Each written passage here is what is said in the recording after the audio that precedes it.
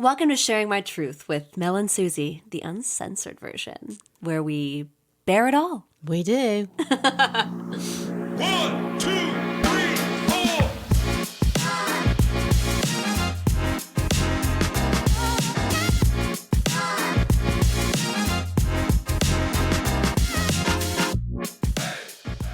Hello. Welcome back to Sharing My Truth Pod. We have a very special episode for you guys today. And you better make sure you rate and review this podcast a little 5 stars so we can keep this community going hard and fast and loose or tight, but that's how you like it. I'm with my good friend Mel. Hey, babes. Hello, darling. Hard, fast, and tight. And loose.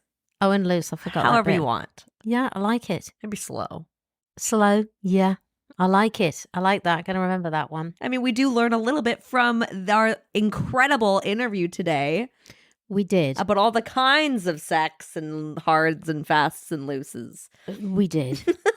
You're going to have to listen to the segment, everyone, about our interview with Dr. Luz. But wow, she is an amazing woman. She's amazing. She so let's just give our audience a little what is it? A little who is it? Who is little it? Yes. you know that board, anyways. Little, you know, what was the board game? Oh, scrap. No. I guess who? I guess who? Anyways. Who's who? I fucking don't know. So yes, she is an incredible psychologist, extremely accomplished in her field. Right now she's focusing on sex therapy, which is amazing. She works mainly with couples, mainly with all the sexes, all the genders, really just trying to make everyone comfortable with their sexuality and opening up themselves and healing them from the inside out. And she has amazing retreats in Costa Rica, which I definitely want to go. It sounds like a lot of fun. I 100% want to go. Kind of get more open in your sexual being, if you will. In your sexual being.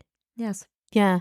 I mean, she is, so she, one of the things she does offer is as a sex and intimacy coach, but she is, she's, super clever and has a PhD. So, yeah, she's a little more qualified than we are. Just a tad. And that's why we had her on the pod. We did. That's why we had her on the pod. And we also, she works in San Diego, and she works a lot within the Latin American community. Yeah. And she speaks both English and Spanish and has a huge amount of experience. And also she talked a bit about her own journey, which I think is really quite fantabulous journey. Yeah. Which was really interesting. And how she helps particularly women, but couples kind of reconnect to themselves if they're not very connected or they lose that connection to their sexual being, yes, which I think a lot of people do somewhere along the line, or it takes a very long time to get to it. Yeah, and obviously we're not going to give it away. No. But wouldn't do you that. guys listen to the episode. It's coming up right after we shut the fuck up about it. That's right. And it's you mean the interview? The interview, exactly what I'm talking about. And yeah, just listen in. She's incredible. Her Instagram, we'll share it right now, and then she also shares it obviously at the end. If you want to learn more about her, you can also go to her website, and you can also go to our website, sharingmytruth.com, and you can email us, DM us, leave us a voicemail, and we'll have her on the pod again to answer any of you guys' questions. So Mel, what's her Instagram? So her Instagram is Discover Passion with Dr. Luz, and that is Luz. But we will, or Z if you prefer, we will link that everywhere. And she also, one thing to mention is she does work with clients, not just clients in the US. Yes. So she works with the international clients. And I think if you're somebody who really wants to kind of have some help breaking down some barriers, she's really open. She's really inspiring, refreshing, like a really different perspective. And really very sort of grounded and she's down to so earth. fun. Like she makes you feel like you want to have fun with sex again. Absolutely. She makes you excited about it. And the fact, her stories, you guys are going to hear them, I mean, are unbelievable of how she does it with herself. Like she's very personal and I mean, wow. Yeah, you guys have to listen. You guys gotta listen after this. You It's have to so listen. good. You have to listen and enjoy, and we'll see you soon. We'll see you next time. Enjoy the interview. Enjoy.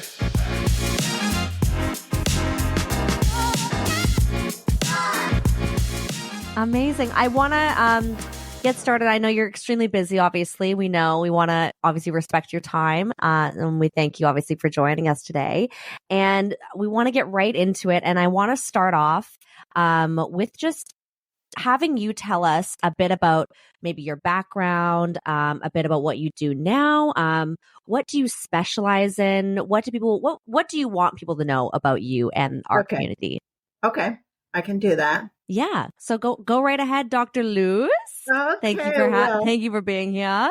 Okay, Thank well, you so much, Amelia. thank you, all of you, for giving this amazing platform for all the community members. My name is Dr. Luz Maria Villanueva. I am from San Diego, California, right next to the border to Mexico. So I speak English and Spanish, and I wanted to share that because I work with community in the both languages. So that's a little bit about me in terms of two languages. I have a bachelor's, a master's, and a doctorate in clinical psychology.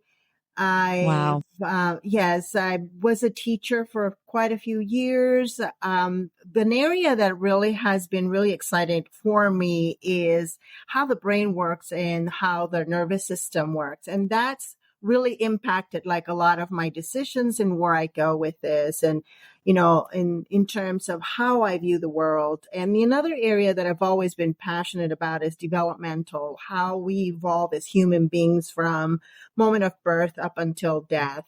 So it's the whole evolution.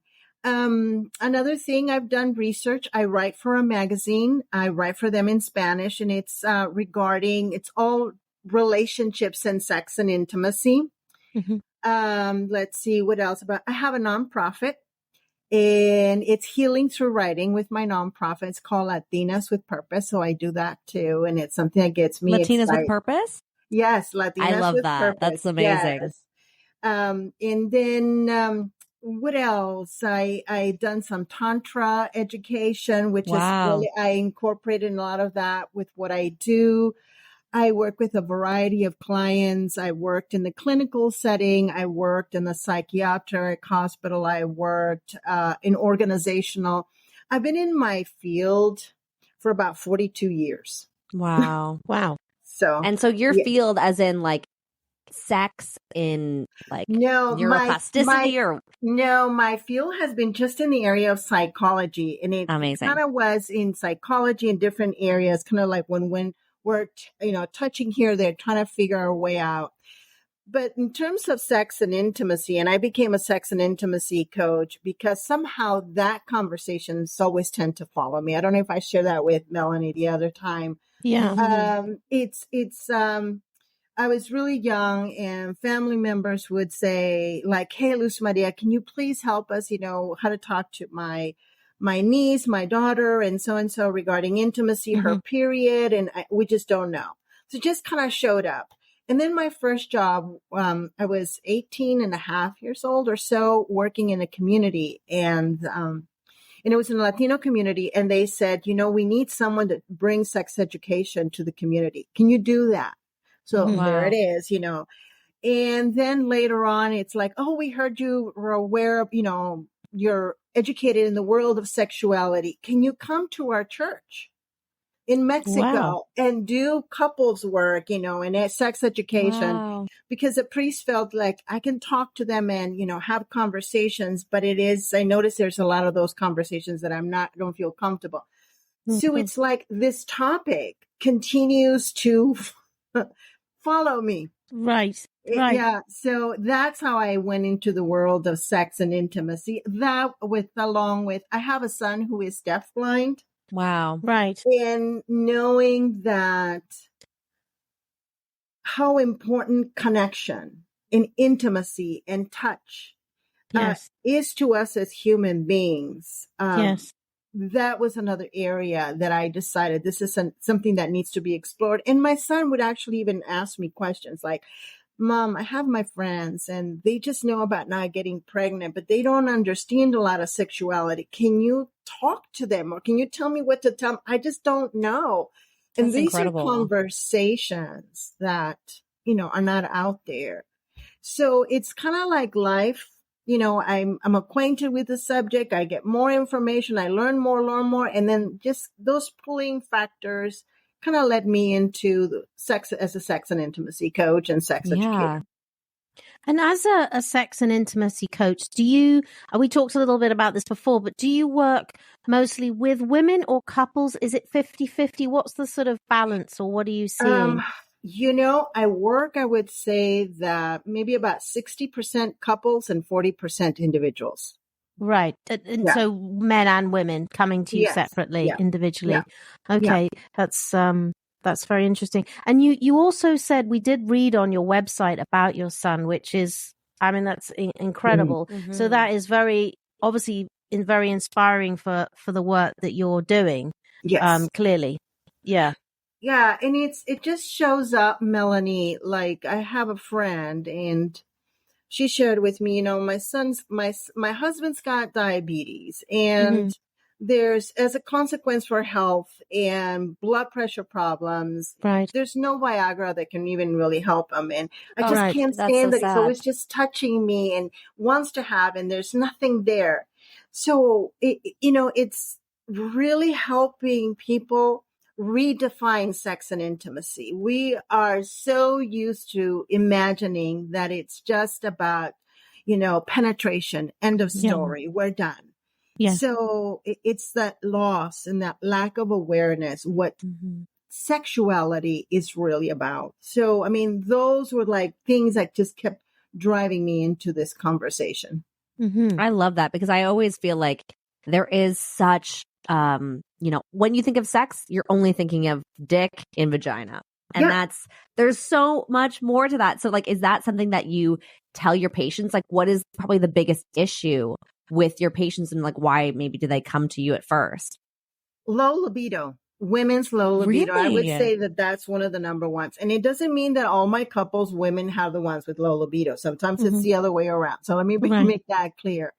But we are trapped in this world of got to do. Here's a list of things that when we experienced this space where sexuality was amazing, was right at the beginning of the relationship of intimacy and right at the beginning of the marriage.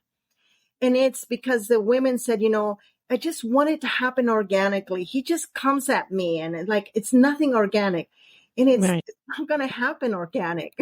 Mm-hmm. And that's like my biggest conversation with women.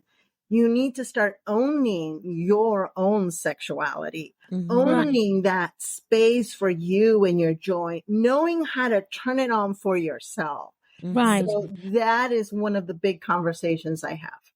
Do you mean in terms of organic? Do you mean in terms of like spontaneity that a lot of people think it should be? We have this false perception that happens because I guess from the movies or media or whatever, we think, this amazing thing happens. And, and the longer you're married and the older you get, it's like, it doesn't quite work. Wait, like Mel, that. you don't get turned on with just the wind in your nipple? You don't.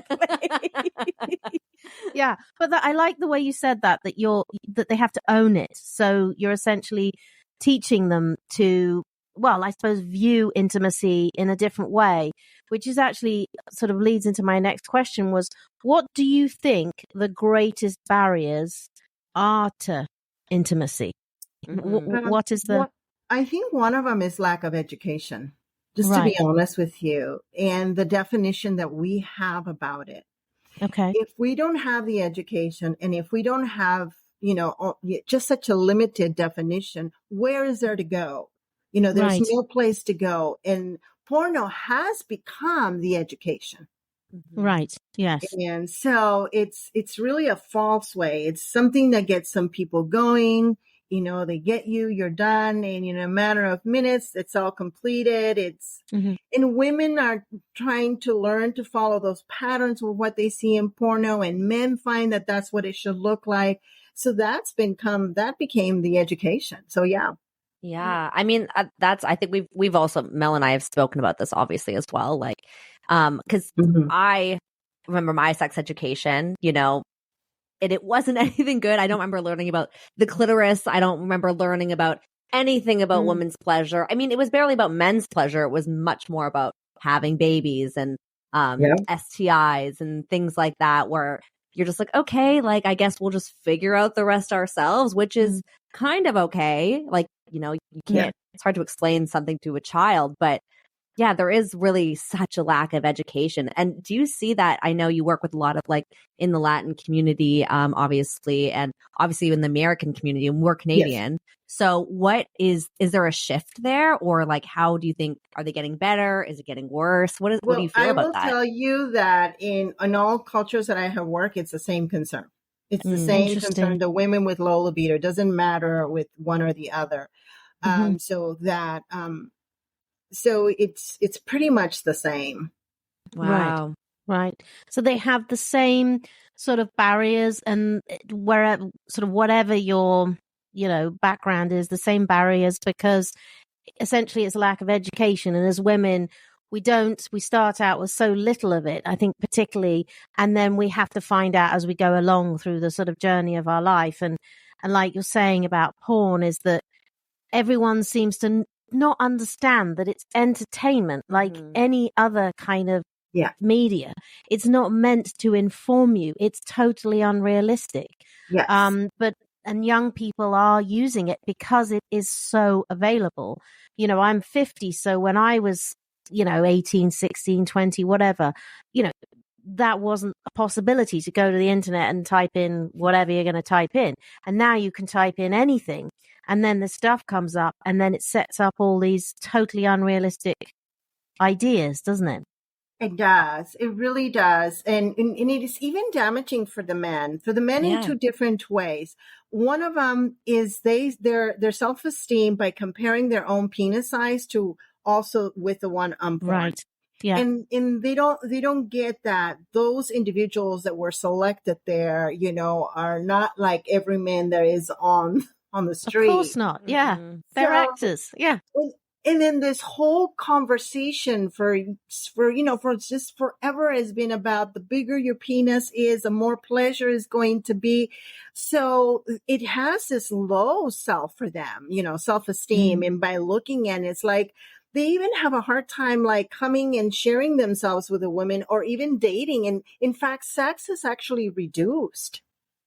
Sex out there socially has been reduced. And, some of the contribution when you ask men, they'll tell you it's like, well, I'm kind of embarrassed because, Right. Interesting. they're going to see my size and, they're not going to be happy. And so therefore they just enjoy sex on their own by looking at porn. So that is Right. another impact porn has made, for men.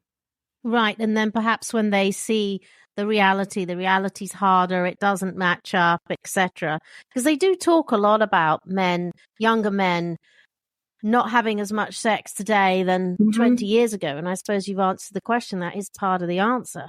Yeah, it is. There is some of that. And then there's the social media and, the expectations. There's just, it's just terrible expectations. And it is, again, that lack of education. Yeah. And then, obviously, I'm assuming it's like a lack of foreplay as well. Yes, because there's this not awareness of how foreplay even is created. Right. We know what movies tell us. There's a kissing and there's some touching. And then somehow there is this erotic zone that because women have their breasts and they enjoy that, men think that's like their on and off button. Right. That's an amazing way to That's put hilarious. it. Yeah. Oh Yeah. my God. So this lack of awareness is that the women enjoy it, but after the arousal has been present for a while. Right. So men get confused. It's like, Right. wait a minute. Last time I was with you, you just really seemed to be like really enjoying it. And I don't get it. Like, I don't get it why you're not turned on and you're angry. Don't touch me. Don't touch me now.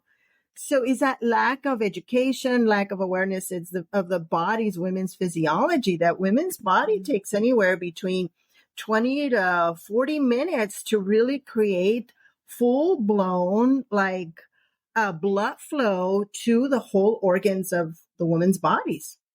It's so interesting that you say that, because we actually touched on that in the last episode, that that women, you know, like, let's say it's Monday and you've had sex with your partner and this worked, and you know, you enjoyed, you know, this turned you on or whatever, and men just don't understand it's Wednesday, and for whatever reason I don't even understand, that's not doing it for me today, it's Wednesday, and so on. And the confusion there between men and women, I mean, that is part of the, you know, part of the problem of those dynamics, is that we don't really understand it either. Like, why today I like this? It's a bit like, today I want to eat pasta, but it's Wednesday, I want to eat, you know, fish, and, you know, or whatever it is. It's like, we almost don't understand it either. Whereas I suppose a man's body, as Susie always puts it, it's out there, it's there. It's out there. We can see what's going on.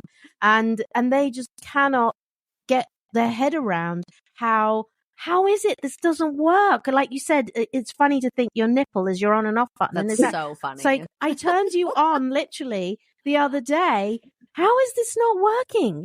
You know, but yeah. So how do you go about talking to couples or individuals about deprogramming that, if you like? Yeah.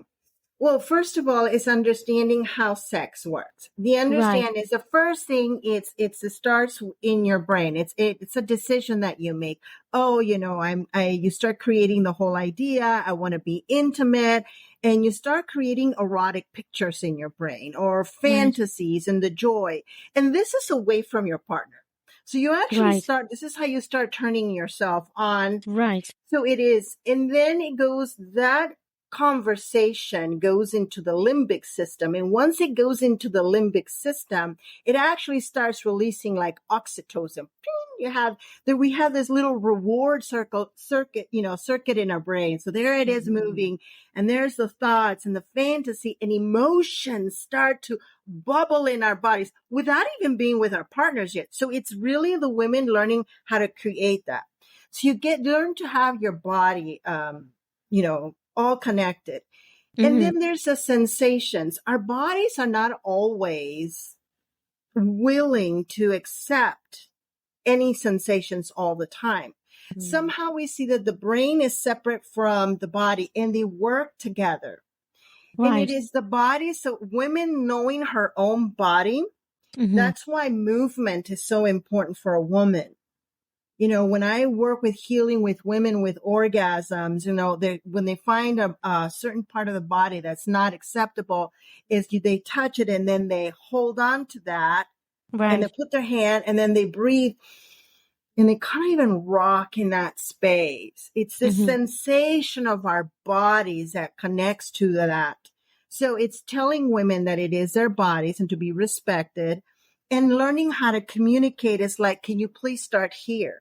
Can you please start over here? And it is okay. And telling the men with their partners, it's just, we women tend to be a little bit more volatile.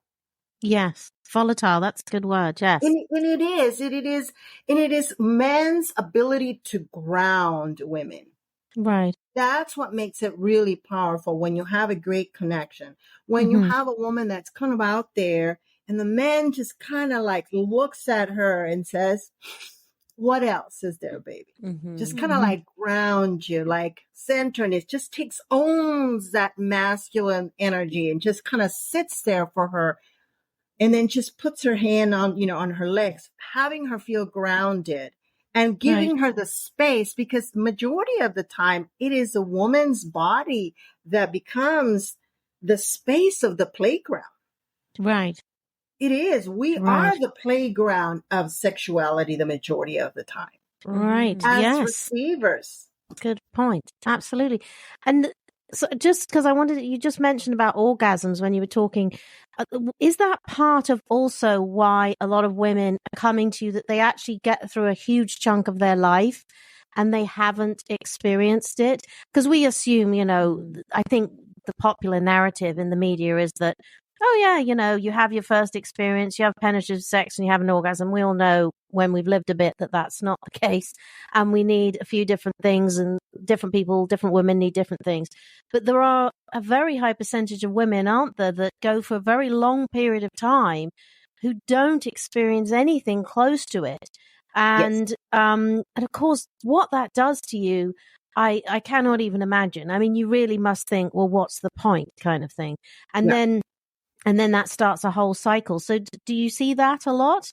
Yes, I do.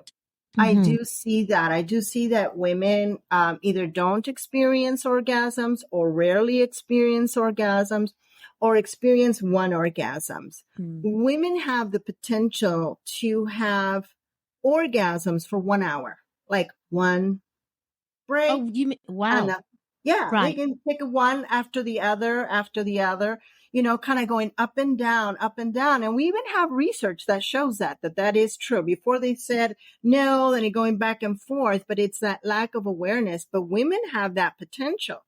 Mhm. And it is actually, once the woman understands her body and how to connect with it, and see, so it is part of the responsibility for a woman, to own and to be able to connect to that. And it is part of the partners to also be able to figure it out and understand that is the playground, that a lot of the women's bodies is the playground, and being the playground in a positive way, not in a negative way, is giving her permission to say, I am ready for this. I'm ready for that. So yes, orgasms are a big thing. They're not, but Happening I enough. see quite a bit. Yeah, Yeah. I That do. people assume is happening, but it's not. Oh my God, I wish it was happening. If orgasms were happening every day, we'd have I think a lot would bigger, be a happier world. yeah, a wouldn't little it? bit more peace in this world. No, Yeah, I think so. that is I think so. funny. I know. I want to know what kind of age groups that come to you most. Like, I know you said that you see people of all genders and couples, but what type of age group and what do you see the most? Are you seeing women in their 40s? Are you seeing younger than that? I see between the ages of 30 to 60, and I would say the majority in their 40s. Right. Yeah. And is it because, like, you're seeing finally the women are kind of like, I want to take control over my sexuality, and this is when the most change is happening? Or why do you think that is? I think what it is they're having some issues in their relationship. Oh, yeah. And they're not happy. And, there's like, okay, we got to do something about this. Either my partner is complaining or I'm complaining. And this is really are affecting. And generally why 40s, there's more 40s is because by then women had babies. Yeah. In the world of once babies and responsibilities, trapped and gotta do. So when you see the bedroom, the only thing you can think of, it's for sleep. Right. Like 100%. Yeah. So, generally what they end up getting into this habit, okay, it's just a Saturday night. Like, that's when sex happens. It's a Saturday night or a Sunday morning quickie. And that's pretty much, and some of them, like even then after that, it turns into every 2 weeks to once a month to rarely. So it's pretty sad, but it's there.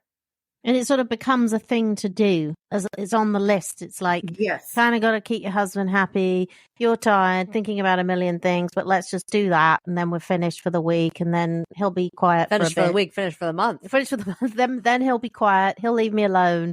And, I can get on with what I need to do. I mean, I think from my point of view, I think I see that a lot. And I think a lot of us, if you've had children, I have 2 teenage girls, and you go through that time when you've had baby, you're tired, and nobody knows what's going to happen to them. You have no understanding of how you're going to feel, or the fact that you don't feel that sexy either, which is, another thing. I mean, how long does it take a couple or a person, do you think, to come and see you? Do you think they've been miserable and sort of suffering for a very long time? What is a sort of the trigger that says, actually, okay, enough, this is miserable, we've got to go and talk to somebody outside of our relationship? Generally is that one of them. And then what ends up happening is, let's say there is this couple and they've had like really great results. So they've worked with me. They had really great results. And we women talk. Yeah. Oh we my do. God, you gotta go see Dr. Luz. You know, my intimacy is like amazing. It's things are happening and he knows how to listen to me and all of these things. So then the words gets around and that's Mhm. generally it's like, okay, maybe I do need to consider because I don't share, but yeah, it's not happening for me too. Okay. So Okay. That's interesting. That makes a lot of Yeah. sense. Yeah. Is the advice you give to these women in their 40s, is it like kind of this, like, what is the biggest piece of advice that you're giving them that you find the most helpful for them? Is there one big piece of advice? I do I create a variety types of intimacy, sexuality. It's when you get stuck on one is when the problem. So create what it looks like to have a quickie. You Mhm. gotta have sometimes some quickies. What do quickies look like for that particular couple that's fun Mhm. and it's exciting and then you're willing to participate in? Right. And then there's nights of romance. So they define what it is. So they start redefining their sexuality. And then you have like, what is a 1 hour, hour and a half? And then what does an adventurous sex look like? Right. So it's understanding that it is this full gamut of discovery that is an important thing. And then also they got to schedule it sometimes, Mhm. especially until they can figure out how to work their bodies to where it's like, this, I teach them how to text each other during the day. So they just start getting in the mood. So by the time, and if they've got little ones, he already knows, okay, I gotta help out a little bit so that we can get the babies to sleep and they can calm down. And then for her, she may be a little bit of warm bath or a cool bath or get Right. some oils or whatever it is. So the advice is a variety that sex needs to be redefined and you need to create a variety. Okay. I think that's actually incredible advice because I think going back to what we were talking about earlier, a lot of people, this idea that penetration is sex, but actually, mutual masturbation, quickies, so many things make up sex. And, we live in this fast paced, crazy world where we don't have time to do anything, that it has to be all of those things and all of those things can be fun. Yes. But I don't think bizarrely people know enough about that. Yes. It's Yeah. hard. I mean, it's hard. I mean, I don't have children, but I am been in a very long-term relationship. And even, we've had, work gets in the way, Mhm. life gets in the way, families. It is exhausting. And to keep that spark up is like, we hate saying a relationship is work, but it does take effort, a huge amount of effort to keep the love alive, to keep, the spark, the sexiness, the excitedness. And gosh, it's tough. Like, and is there something you say to couples? Is it, yes, you have to slow down, go find your adventure. Like that's what it is. And have you found something that works for you, maybe you personally as well? Well, I am personally very adventurous. I love it. I have been a very sensual woman. I just finished writing a book with my friend. We haven't published it. It's called Sex and Money. Let's talk sex congratulations. and money. And it's about creating conversations. And in the book, I talk about, I am one of those women that can have orgasms for 1 hour. So, Wow. Yes, Lucky girl. you. We love it. Yes, doctor. Wow. so I don't talk the talk. I do the You talk. do it. Yeah. Love it. Oh yes, I am fully on adventurous, fun with my partner, playful with my partner, and I own my sensuality. I own my body. I know what gets turned on.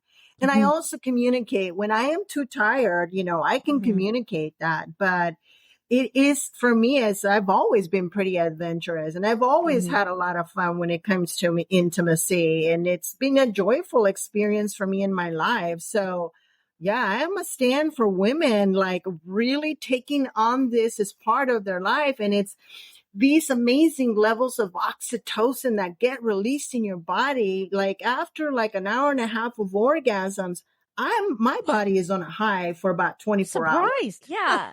Yeah, Wow. it is like full blown like that. It's amazing. But I also know how to own it myself. I know how Right. to create that. So yeah.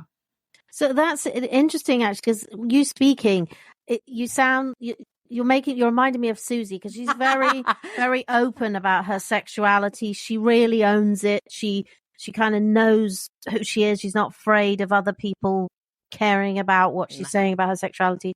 And I would say I've come to that. I wouldn't say I was necessarily there in the beginning, you know, coming from a more sort of, was a very British restrictive background. We don't sort of wander around being open about anything really. But my question would be to you is, a lot of people are not fortunate like you and Susie, that you are just innately, you connect to your sexuality, you connect to your sexual being. There's no like barrier. For whatever reason, society, everything else hasn't got in the way. And I would say for most of the rest of us, it has totally got in the way. And we have to spend a long time chipping away at it. And Actually, and so Melanie, for me, it was getting in the way. It wasn't like this. Oh, interesting. no, it wasn't like I had it and it's always been there. I learned to create that. Wow. Interesting. So you just made the conscious decision that I'm going to connect with that, if you like. It didn't even happen that way. It was really fun. It was like, it was something I enjoyed. I had a great intimacy with my ex-husband. We just had good sex, really good organic sex. And then it turned out to be just good sex overall, but it was like 1 or 2 orgasms and kind of just fun every once in a while. But when he learned that women can have more orgasms, it was him wanting to count more orgasms for me. So it became a game. Huh? I love A that. game. Wow. That sounds like a great game. We created a game. It was truly, truly a game for both, especially for him. It made his manhood like, Of course. 7, man. I want him more than. It's like he would keep count. Yes. I love So that. it That's wasn't so like glorious. there it was for me.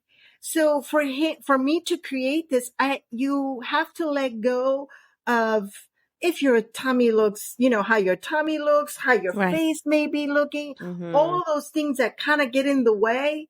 Right. That was no longer in the conversation. The conversation was, let's get another one. Ooh, last time you had 10. amazing. I wonder we can have 12 next time. 12? Is that your record? No, 12. I would say it's more than 70. In an hour? Or An hour what? and a half, yes. Wow. We need to come see. What? We need to come. We need to be a patient. Is this 70? Doctor, is this stuff you teach? I know you have an amazing Costa Rica course. Yes. Why don't you- Retreat, right? Retreat, Retreat. sorry. Whatever you'd call it. What do you teach in this? And please tell our audience about this and how we can have 70 orgasms in an hour and a half. Wow. I have Yeah. enough. I'm speechless, which is not good for a I podcast. But know. It's really interesting. Well, let me tell you what happens. And part of it is I teach women about orgasms. I do Right. teach women orgasms. And the first 2 days, it's really about generational healing. It's Right. about understanding historically why we are dealing with this shame. Why are we carrying this shame? Mhm. And then there is the shame, you know, that kind of gets stuck neurologically in our body and the anxiety. And what starts helping us deal with is, once we understand it, why it's there, and then we understand the physiology of how our body works, it gives us an opportunity to let go of the past. Why our grandmother was our grandmother, why our mother was like our mother, is looking at this history, why our fathers, why our grandfathers, so we do the generational healing, and we do mother-daughter healing, and then we do woman-woman healing, sister-sister healing. Mhm. It's these stories, this Cinderella, this Snow White, these competition of women. Right. Yeah. So we do that. We go into all of these stories that has put us as the Madonna and the whore, it's Right. either one or the other, you're the virgin. Yeah. It's, and somehow, one gets to enjoy it, and then the other one, and it's like, oh, I want to be looked as a good person. Therefore, so we start looking at all of these conversations that we've had, and we use body work, we use we have a belly dancer, and the reason again, movement is to connect to Belly our dancer. bodies. We Yeah. do breath work. We do some kundalini. We do art. We do conversations. We do a lot of sisterhood between Mhm. each other. Mhm. So once we get through that, then we also do some healing with our feminine and masculine energy. It is Mhm. so important. It's really not going there to come and bash men. That's not what it's about. It's Yeah. healing Mm. us as women. And I Right. say that because I got 2 boys. Right. You know, it's about healing these relationships, how to be more powerful, how to understand who we are as women. And then after that, we do like a whole day on the biology and understanding orgasms, how they work. And you get to draw different types of, you get to color in different types of vulvas, like how do they look? I love it. You get to draw the clitoris, I have pictures. I got this for you ladies. I don't know if you know how the clitoris looks, but if you have people are watching them, I wanted them to know, like, this is Oh, the thank you. size of our clitoris. This is how it looks. Is that the real? Oh. Is that the real size? Is that life size? This is the real size. Life Wow. size. Yeah. Okay. The wishbone. Like a wishbone. Yeah, that does look very big. Right. It is very big. So Yeah. you get to do an artwork and you get to, color it and you I get love to that. do all of that stuff. It's really, and then of course there's the times you want to go to Costa Rica. You got to explore the place, you got to go Mhm. around and have some fun. And then one of the reason it's called Discover the Goddess is because you identify a goddess with yourself or 2 Yeah. goddesses, whatever. So, and then once you identify with a goddess, and then we get together like on Zoom a couple times before we get to the retreat. So we start Right. preparing. We start Right. preparing your goddess. You bring clothes. You're going to dress yourself as that goddess. Wow. Okay. Anything, whatever so we come as women together and dress, we dress, we put all the stuff and just really own that spirit, that sensuality, that sisterhood that existed.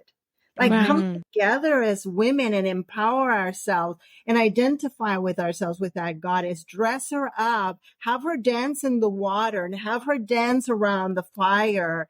And, we have the belly dancer doing a lot of that movement. So Mhm. we're giving birth to us after the orgasm. We give birth to this goddess.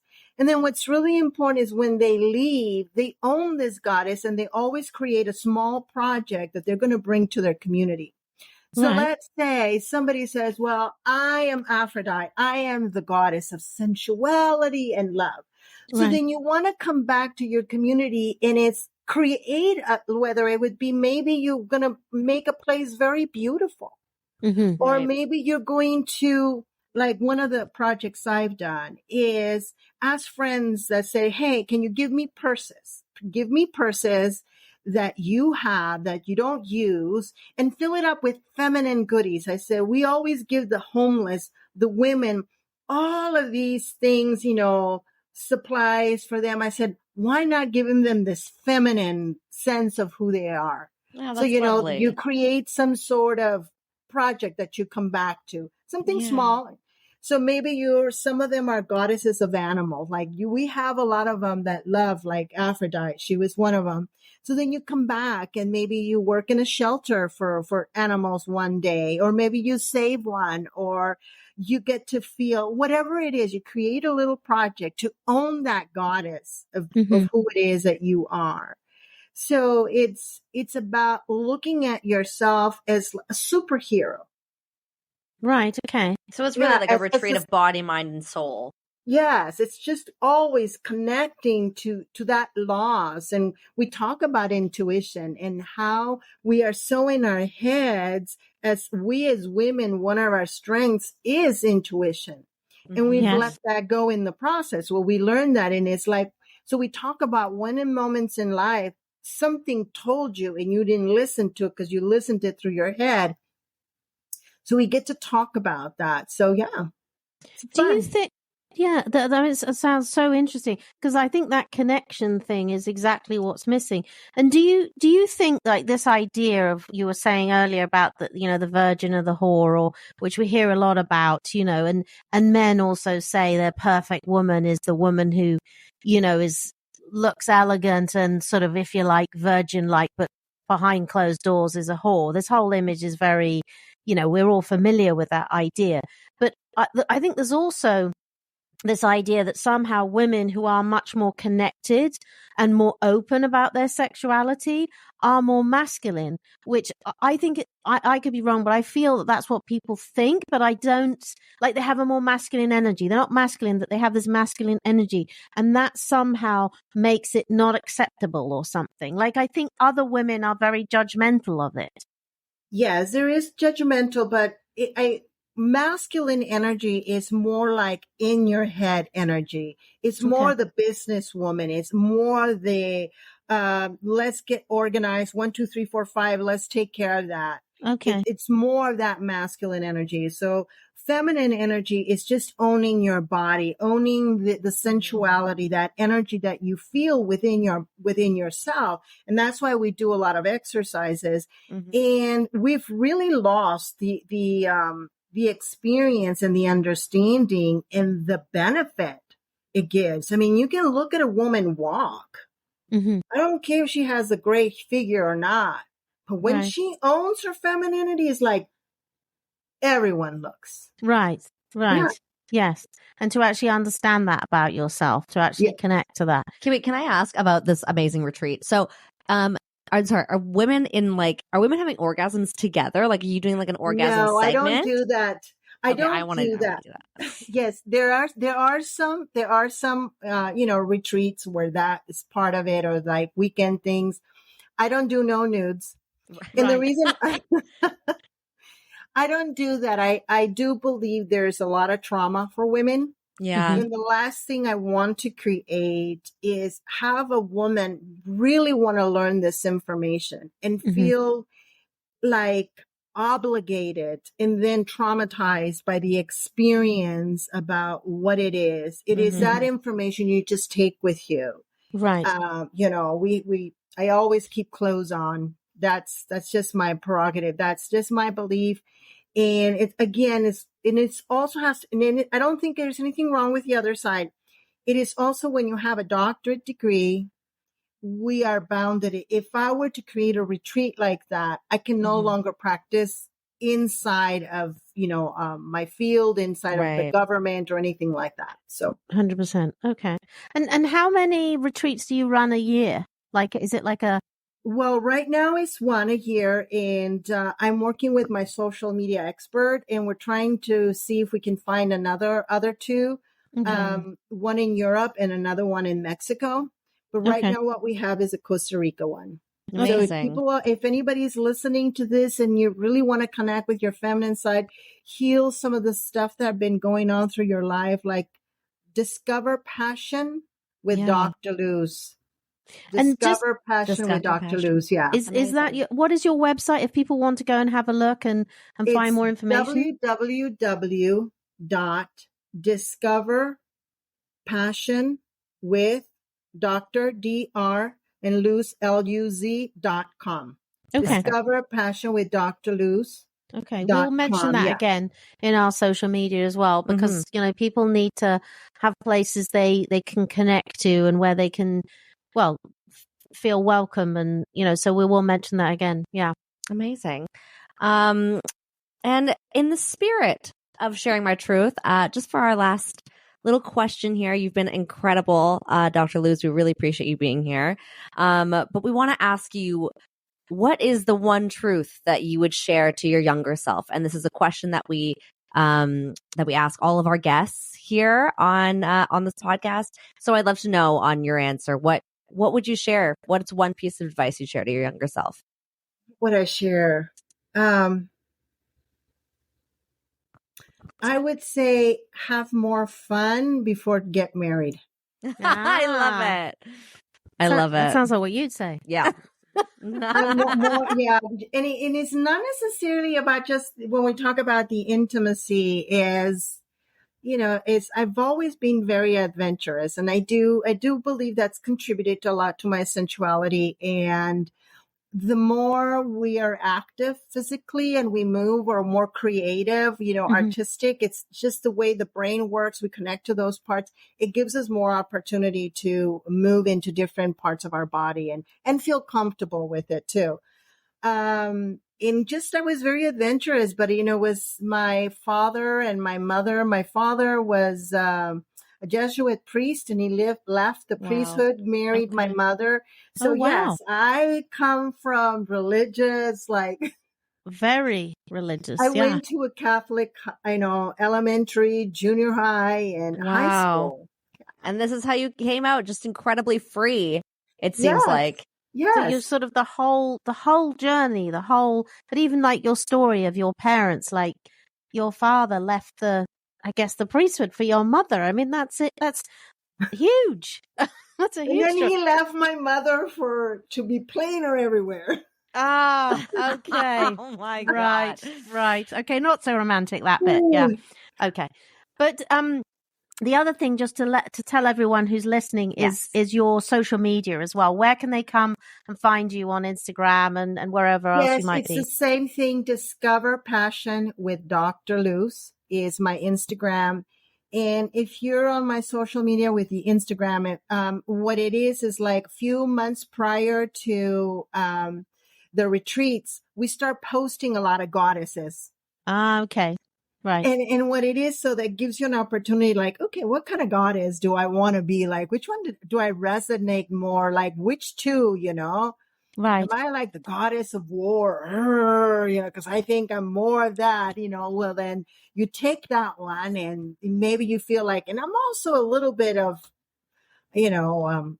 Aphrodite or something, whatever it is. So we start posting. So it's Discover Passion with Dr. Luz. And then keep you, I have lots and lots of information there on sexuality, like lots of it. There's stuff in Spanish, but there's a little translation. So all you got to do is push translation and it'll put it in English for you. Perfect. So if you see that, just press the translation button. You make me want to learn Spanish. That's just all absolutely. that is. And just one last thing, just for our listeners to know, can people work with you if they're not based in California? Do you work with international?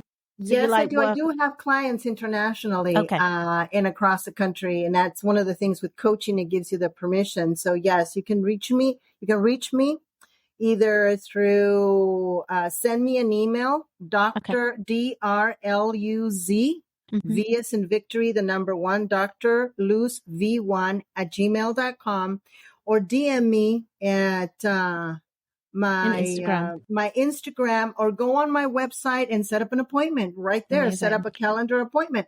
Okay, we'll mention that all again, because I really think, as after you having said the 70 orgasms, yeah, I think everyone needs to know how to do that. you don't need to say anything else. That's enough. Thank you so much for your time. We find it personally so inspiring and amazing to speak to women like yourselves and doctors who are so like open and who are not like under this shroud of taboo, who are like, very forthcoming, and it's so refreshing. It really is. And inspiring really for a lot of women, because most women do have a very long journey to find themselves. Yes. So thank you very much, and it's absolutely fantastic to speak to you. I hope we'll have you on the pod again sometime. We'll have maybe some real questions from our listeners that we'll ask, and maybe you can help them out. So that would be amazing as well. That I would love to. Amazing. I would love to. Yeah. Thank you so much for, connecting me to your community and allow me, to share some of this education and like redefine everyone out there, redefine sexuality and intimacy. Oh, thank you Fantastic. so much. And if anyone does have a question for amazing Dr. Luz, you can DM us on our Instagram at Sharing My Truth Pod, or go to our website at www.sharingmytruth.com, and you can send her a little voicemail. We'll send it off to her, and we send can us an forward email. you. Yeah. We'll forward it to her, and we'll have her on the pod again to answer all your questions. So thank you so much, guys, for listening. Thank you so much again, Thank Dr. you so Luz. much. It's Thank been you. fabulous. Have a wonderful. Thank you. Bye-bye. We'll talk to you soon. Speak Yes, soon. there's so many topics. Kink I and know, it just doesn't end. We could talk for polyamory hours. and like all of these things, clients is such just an amazing opportunity to really talk about honestly what is happening in our community. Yes. You definitely have to come back and talk about Oh, polyamory. absolutely. Now, Oh, my gosh, now our yeah. minds are going round. Thank you so much, Dr. Luz. We will talk soon. Speak to you soon. Thank Bye-bye. you. Bye-bye. Sharing My Truth Pod is so excited to partner with Vibrator.com, where the A in Vibrator is the number 8. This is an extremely exclusive code where no other podcast has it. If you go to Vibrator.com right now, use the code MS15, that's MS15 at Vibrator.com. You can now get 15% off anything in store. That's any sex toys for you, your partner, your neighbor, your mom. We don't judge. We don't care. Get it now. Go to the link in our bio, put in the code, and get jiggy with it. Thanks so much for listening. Please rate and review this podcast and follow us on social at Sharing My Truth Pod, and leave us a voicemail on our website, sharingmytruth.com, to share your stories and experiences with us. We'll see you next time. Bye. Bye.